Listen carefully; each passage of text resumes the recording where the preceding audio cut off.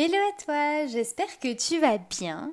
Aujourd'hui, on se retrouve pour une vidéo autour d'un sujet qui fait parler de lui, surtout en cette période de l'année, et il s'agit de notre corps, ou plutôt de la relation que l'on entretient avec celui-ci.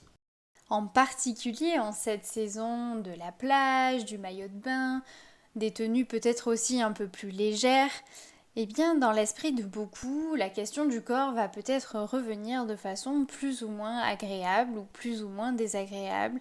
C'est peut-être d'ailleurs la raison de pourquoi tu as cliqué sur cette vidéo, puisque finalement, aujourd'hui, il n'est pas rare d'entendre des relations difficiles avec notre corps. Et donc, il y a déjà une partie de ces réponses qui sont en lien évidemment avec notre histoire personnelle, mais il faut dire aussi que nous vivons dans une époque où nous sommes clairement exposés de façon constante au travers des médias, des réseaux sociaux, à des corps différents, et puis aussi à des idées reçues, des stéréotypes auxquels, eh bien parfois nous nous identifions, malgré nous aussi. Et donc tout ça, tout ce poids, le poids de ces réflexions, de ces remarques, de ces idées qui sont parfois très ancrées en nous, peuvent amener également à des phénomènes de comparaison. Et finalement à ne plus nous sentir nous-mêmes, ou en tout cas à ne jamais être satisfait de ce que l'on a. Alors dans l'épisode d'aujourd'hui, en regard de tout le contexte que l'on vient d'évoquer, j'avais envie de te proposer des idées, des pistes de réflexion pour finalement pouvoir répondre à la question comment apprendre à aimer son corps. Peu importe notre âge, peu importe notre genre, peu importe d'où on vient aussi, comment pouvons-nous apprendre finalement ou à développer certaines ressources en nous pour pouvoir enfin apprécier notre corps ou en tout cas pouvoir accepter comment il est constitué, comment il fonctionne sur ses ancrages biologiques et ce que nous pouvons faire pour peut-être aussi l'apprécier davantage lorsqu'on se regarde dans le miroir. Peut-être que là, d'ores et déjà, certains d'entre vous se disent oui, mais moi, avant, j'aimais mon corps, ou en tout cas, j'avais une relation relativement saine avec mon corps. Donc déjà, on peut entendre qu'il peut y avoir un phénomène d'avant-après. Donc avant quoi? Cette réponse, évidemment, est très personnelle et dépend de l'histoire de chacun. Mais déjà, ça peut être intéressant d'identifier est-ce qu'il y avait un point de départ. Peut-être aussi que pour certains, ils ne se souviennent pas d'un moment où ils ont apprécié ou accepté ou aimé leur corps. Peut-être que certains se souviennent justement de remarques désagréables, de leur autocritique aussi peut-être dès le plus jeune âge. Pour autant, tous autant que nous sommes, enfants, lorsque nous étions tout petits, en développement, nous avions une relation à notre corps qui était très primaire, d'accord? C'est-à-dire que nous étions connectés à satisfaire nos besoins.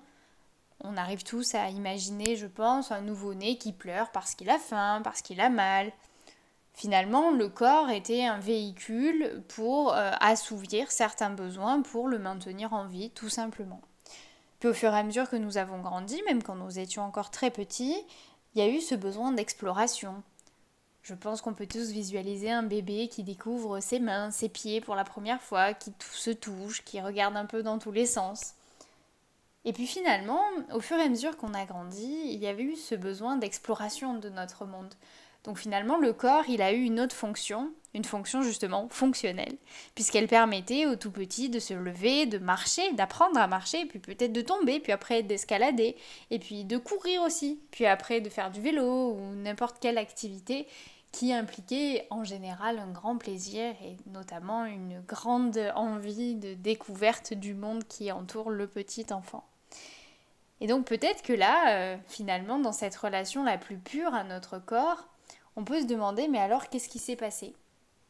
C'est sûr que quand nous étions tout petits, vraiment tout petits, nous n'avions pas la maturité émotionnelle pour pouvoir comprendre, ressentir, identifier autre chose que nos besoins les plus primaires. C'était peut-être difficile au début, évidemment, c'était un apprentissage de pouvoir reconnaître nos émotions, savoir ce qui nous traversait, savoir quand on avait mal au ventre peut-être parce que on avait faim ou parce qu'on était stressé. Tout ça, c'est un apprentissage. Un apprentissage qui s'est ensuite déroulé de façon plus ou moins fluide en fonction de la façon dont nous avons été guidés à travers celui-ci. Et donc, pour pouvoir traverser ensemble ces différentes évolutions, peut-être ces transformations de notre relation à notre propre corps, je propose d'abord d'aborder un sujet qui peut-être parlera à beaucoup, les complexes. Les complexes ou toutes ces petites choses que l'on n'aime pas chez soi, que parfois on a eu envie de cacher, de camoufler, ou peut-être même de changer. Et souvent, on pense que les complexes arrivent à l'adolescence, puisqu'évidemment, il y a beaucoup de choses qui se passent au niveau du corps à cette période de la vie. Mais pour autant, ça ne se passe pas qu'à l'adolescence. La façon dont nous vivons notre relation au corps et la façon dont nous pouvons ou pas développer ces fameux complexes dépendent d'abord de la façon dont on s'en est occupé. Pas par nous, mais par ceux qui nous ont élevés, par exemple, de la façon dont nos corps ont été regardés, parlés, discutés. Peut-être que ça parlera à certains d'entre vous, mais c'est très différent d'avoir un parent qui te répète toute la journée que tu es très beau, très belle, ou un parent qui te dit ah t'as les oreilles décollées, il faudrait faire quelque chose pour tes dents, elles sont trop écartées, ou j'en sais rien moi, une autre remarque qui de fait était peut-être à la base simplement une remarque, mais qui a pu s'ancrer de façon extrêmement profonde en nous. Donc une première étape dans ce travail pour justement apprendre à aimer ton corps, ce serait peut-être d'identifier les bases de ta relation avec ton corps. Comment ça s'est passé au tout début, dans tes premiers souvenirs? Est-ce que tu as l'impression, face à mes évocations précédentes, de te rappeler de certaines choses? Comment est-ce que ça a évolué dans le temps aussi? Est-ce que quand tu étais enfant, il se passait certaines choses? Est-ce que c'était peut-être plus tard, à l'adolescence, quand ton corps a changé, quand peut-être tu as pris aussi en considération le regard des autres? Ça peut arriver aussi quand on est enfant, évidemment, mais comment ça a évolué tout ça? Et aujourd'hui alors, comment ça se passe pour toi? Et en même temps, est-ce qu'il y a un lien avec avant? Est-ce que tu as l'impression qu'il y a des choses qui ont perduré? Peut-être une de ces fameuses critiques ou de ces fameuses remarques que quelqu'un aurait dit à ton sujet, ou peut-être une autocritique, quelque chose que toi tu te répètes depuis des années, ou peut-être depuis très récemment. Un point sur lequel j'aimerais vraiment insister parce que je pense que c'est important de déculpabiliser aussi les relations que nous avons avec notre corps, c'est que tu as le droit d'avoir des complexes. Tu as le droit d'avoir des choses que tu apprécies moins chez toi, comme tu apprécies moins certains aliments que tu peux manger aussi. Aimer son corps, ça veut pas dire ou c'est pas forcément synonyme de tout aimer chez soi. Ce que tu aimes ou ce que tu aimes moins, ça t'appartient. La seule distinction qui me semble importante à faire de ce côté-là, c'est de savoir si ce que tu aimes moins est vraiment une préoccupation quotidienne. Quelque chose, une pensée peut-être, qui t'envahit, qui t'empêche de faire des choses, qui peut-être voilà, te limite dans les choses que tu aimerais faire. Typiquement, aller à la plage. C'est un exemple un peu bateau, mais je pense qu'il pourra parler à certains d'entre vous. Et enfin, un dernier point absolument primordial concernant les complexes, qui te permettra vraiment là de pouvoir travailler des choses de façon assez profonde chez toi, c'est de savoir si c'est toi qui n'aimes pas ce petit complexe, ou est-ce que c'est à cause du regard d'un autre que tu t'es mis dans la tête qu'il y avait quelque chose à changer. Si la réponse à cette question est plutôt en lien avec quelqu'un d'autre, et que lorsque tu as entendu ces mots, tu as immédiatement eu peut-être un flash, un souvenir, une réponse presque spontanée qui s'est offerte à toi, et bien peut-être qu'un autre axe de ce travail pourra être d'apprendre peut-être à te libérer du poids du regard des autres, de façon certainement générale, parce que j'imagine que ça peut toucher d'autres domaines de ta vie. J'ai d'ailleurs fait une vidéo sur le sujet. Si ça t'intéresse, je te la mettrai dans le petit et dans la barre d'infos. Mais en tout cas, cette distinction me semble absolument fondamentale parce qu'elle te permettra de savoir qu'est-ce qui t'appartient, qu'est-ce qui est de ton propre fait et qu'est-ce que finalement ne t'appartient pas et que peut-être tu arriverais à changer et à laisser partir. Un second axe de travail pour justement améliorer, transformer ta relation avec ton propre corps, ce serait aussi peut-être d'apprendre ou en tout cas de travailler le fait de se reconnecter à ton corps. Qu'est-ce que j'entends par se reconnecter? Eh bien en fait, dans notre époque actuelle, notre mode de vie, notre façon de fonctionner dans la société a créé quelque chose qui s'est vraiment étalé au fil des années, qui s'est amplifié, je dirais, qui concerne le fait que nous ne sommes plus du tout connectés à notre corps, à nos sensations. Et évidemment, tout ça peut créer plein de problèmes pour lesquels après les personnes viennent consulter. Typiquement, je vais te donner un exemple pour que ce soit très clair, les personnes qui ont des problématiques autour de l'alimentation. Eh bien parfois, peu importe quel type de problématique, elles ne ressentent plus la sensation de satiété. Alors évidemment, je décale de tout ça les problématiques qui sont vraiment très en lien avec une maladie dans le corps, vraiment, hein, quelque chose qui dysfonctionnerait dans le corps. Je parle simplement du lien entre notre cerveau et notre corps, les différents organes, nos muscles, notre respiration notamment.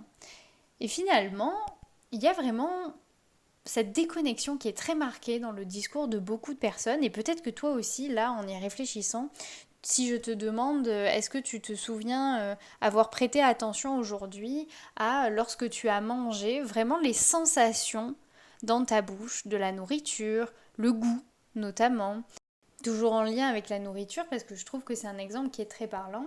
Est-ce que la dernière fois que tu as eu envie de manger quelque chose, tu t'es demandé si tu avais faim? Donc si tu avais besoin de manger, ton corps te réclamait de manger, ou est-ce que finalement tu as mangé soit par habitude, soit par gourmandise, mais est-ce que tu as conscience de ça, de la différence quand tu manges par faim, par gourmandise, simplement aussi par ennui, ça peut arriver, ou pour combler quelque chose? Bon, ce sont des exemples qui restent quand même relativement généraux, mais en tout cas qui peut-être te parleront. Et finalement, ça nous permet de penser à quoi? Ça nous permet de penser que notre corps, c'est vraiment le vaisseau. C'est comme une enveloppe qui te permet de faire l'expérience de la vie. Et qu'au-delà de la question du plaisir ou du déplaisir, le corps, il a des besoins. Et que si déjà tu n'arrives pas à identifier ces besoins et à y répondre correctement, bon bah forcément il va y avoir un déséquilibre.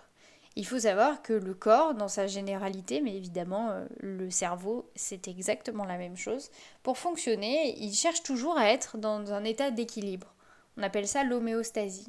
Et qu'à partir du moment où déjà tu ne réponds pas à certains besoins, bon bah tu vas plus être en équilibre. Et donc il va y avoir cette recherche constante de retrouver de l'équilibre qui va demander vachement d'énergie à ton corps et qui finalement va pouvoir créer des symptômes, par exemple la fatigue, des maux quelque part, si c'est au ventre, si c'est à la tête, peu importe. Et finalement, souvent on se rend compte qu'on a des problématiques de santé lorsque on a eu des symptômes qui ont duré pendant un bon moment. Alors évidemment, ça ne veut pas dire que c'est parce qu'on est à l'écoute de ses besoins que nous ne serons plus jamais malades, loin de là. Mais en tout cas, ça nous permet d'être plus attentifs à nos ressentis, d'être peut-être de développer une écoute différente, déjà de nos besoins les plus élémentaires, et puis peut-être après que nous pourrons étendre à d'autres domaines. Arrivé à ce stade de la vidéo, tu te dis peut-être oui bon ok merci pour le rappel, mais bon en attendant je sais pas comment on fait quoi. Eh bien, il faut savoir qu'il y a certaines pratiques qui peuvent justement t'aider à renforcer cette connexion entre ton corps et ton mental. Ton corps et ton cerveau, pour le dire vite. Par exemple, les massages. Les massages, alors ça peut être de l'automassage, hein, ça peut être quand tu sors de la douche par exemple, et quand je parle de massage, ça peut être simplement toucher ton corps, ça peut être aussi, voilà, lorsque tu te douches, si tu le fais avec tes doigts ou avec un gant ou une fleur de douche, j'en sais rien.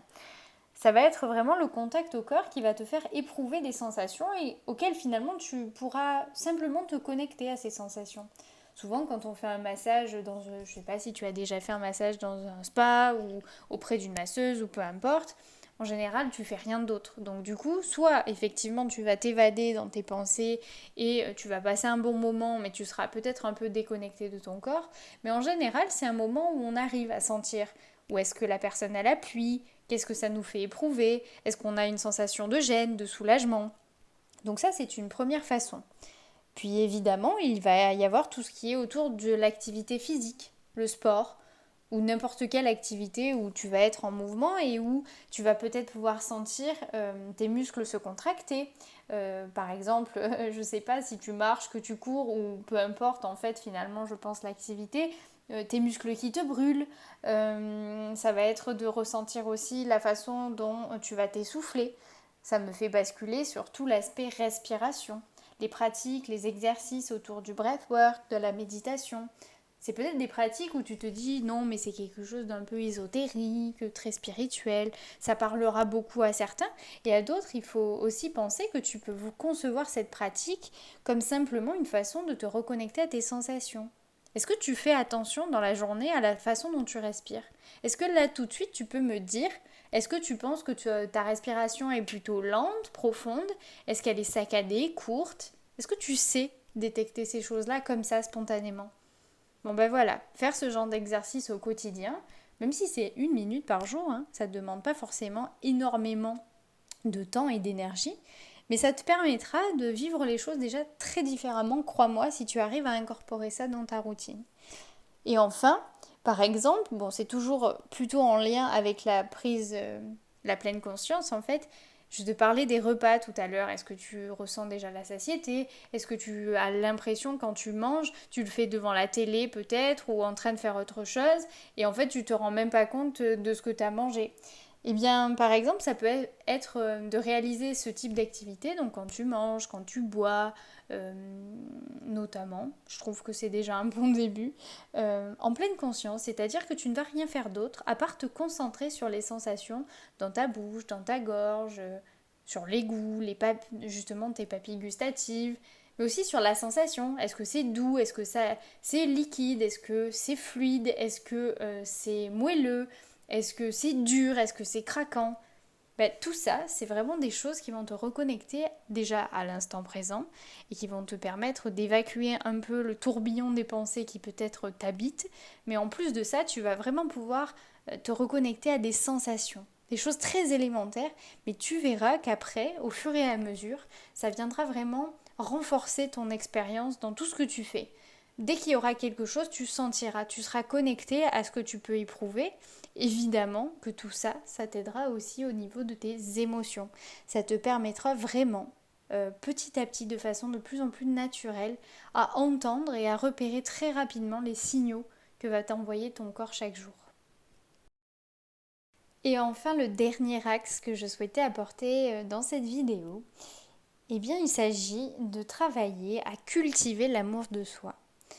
Alors peut-être que déjà pour certains d'entre vous c'est quelque chose de complètement abstrait, de pas du tout parlant, de quelque chose qui n'est pas du tout envisageable en tout cas aujourd'hui et qui ne veut rien dire. Pourtant, il y a des choses très concrètes à mettre en place. Tout d'abord, ça voudrait dire faire preuve de bienveillance, de ne pas te juger, de ne pas être constamment dans l'autocritique. Et pour ça, ça veut dire que tu peux mettre en place quelque chose de très concret. Premièrement, ça peut être d'être attentif et d'apprendre à changer ce qu'on appelle le dialogue interne. Le dialogue interne, c'est cette petite voix que tu entends tout le temps dans ta tête et qui te dit ce que tu es en train de faire. C'est un peu un commentateur en fait de ta vie. C'est en fait tes pensées que tu entends. Mais de fait, souvent ces pensées, elles sont automatiques. Tu réfléchis pas vraiment à comment tu les formules. Et donc travailler sur ce langage-là, sur cette petite voix, ça te permettra de pouvoir changer, modifier les pensées qui t'arrivent au quotidien. Un exemple très très simple de pouvoir changer ça, en lien avec ton corps par exemple, ce serait d'écrire sur une feuille tout ce que tu n'aimes pas peut-être, ou tout ce qui te dérange, tout ce avec quoi tu n'es pas à l'aise. Donc souvent tu vas voir que ces phrases, elles ont dans leur construction une négation. Je n'aime pas ça. J'aimerais que ça soit différent. Donc il y a quelque chose de négatif. Et tu vas faire l'effort conscient de transformer cette phrase, ou chacune de ces phrases, en quelque chose d'affirmatif et de positif. C'est ce qui va construire finalement, tu vas construire ce qu'on appelle des affirmations positives. Et si tu fais l'effort de lire ces affirmations chaque jour, pendant tout le temps que tu en as besoin, eh bien tu verras qu'il va se passer quelque chose dans ton cerveau qui s'appelle un phénomène d'ancrage. Et à ce moment-là, tes pensées pourront être différentes. Et à force de le lire, ton cerveau va intégrer peut-être, voilà, si tu dis je n'aime pas mon nez, et que tu transformes cette phrase en disant mon nez est parfait, mon nez est beau, enfin ce que tu veux, eh bien au fur et à mesure, tu verras que ton cerveau prêtera moins d'attention à ton nez, puisqu'il sait que c'est bon, c'est ok, c'est ancré, il est normal, il est beau, il est en tout cas de la façon dont tu l'auras décrit. Donc ça, c'est une première façon de travailler à changer ton dialogue interne. Évidemment, un deuxième point qui peut t'aider, ça va être de travailler ta relation à soi. Donc ça, j'ai également fait une vidéo sur le sujet que je te mettrai dans le petit i et dans la barre d'infos. Ça peut prendre mille formes. Ça peut être un travail que tu fais tout seul ou toute seule, un travail introspectif. Ça peut être avec un psychologue, un thérapeute en tout genre. Donc ça, c'est vraiment toi qui vas voir. Mais évidemment, plus tu apprendras à te connaître, plus tu apprendras et que tu comprendras ton fonctionnement, et plus tu pourras être à même d'identifier, de comprendre, de cerner, d'être à l'écoute aussi de toi. Et enfin, un dernier point, peut-être le plus facile à réaliser des trois, ça va être de mettre en place des rituels de soins et d'attention envers ton corps. C'est ce qu'on appelle communément aujourd'hui tout ce qui va être autour du self-care. Donc ça peut être n'importe quoi que tu perçois qui va faire du bien, qui va te faire du bien, qui peut être en lien avec ton corps ou pas d'ailleurs, parce que finalement peut-être aussi dans l'art, eh bien si tu ne peins pas forcément ton corps en photo et que tu ne fais pas que des autoportraits, pardon, eh bien, il y a quand même une implication de ton corps, puisque tu vas peut-être peindre. Donc tu peins avec tes mains, tu peins avec peut-être une certaine façon, d'une certaine façon. Bon, c'est pareil pour tout le reste, la sculpture, l'écriture, peu importe. Ça peut être aussi des soins physiques, se mettre de la crème, faire des petits soins, des masques, enfin voilà, peu importe, ce qui te vient, ce qui te parle, ce qui est important, c'est que ça te parle à toi. On s'en fout de comment c'est perçu, comment on est censé faire. Ce qui est important, c'est que ça te parle à toi et que tu puisses le tenir, que ça te semble réalisable. Donc, mon invitation, c'est de pouvoir réfléchir à ces trois axes principaux, donc les complexes, donc savoir un petit peu d'où vient ta relation avec ton corps, la façon de te reconnecter à ton corps, comment aujourd'hui ça se passe pour toi, qu'est-ce que tu pourrais changer pour être peut-être un peu plus connecté, et puis enfin, où tu en es sur cette question de cultiver l'amour de soi. Pour clôturer cette vidéo, j'aimerais simplement te proposer, t'inviter à poser une intention pour le reste de ta journée.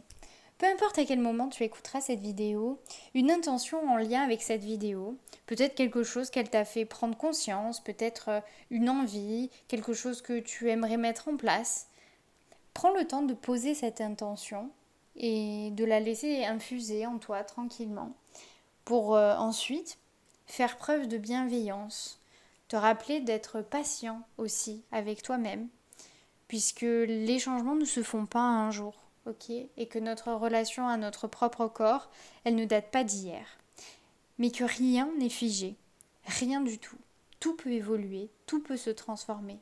Je vais donc te laisser sur cela, sur ces réflexions, en te souhaitant une très belle fin de journée et à très bientôt dans une prochaine vidéo.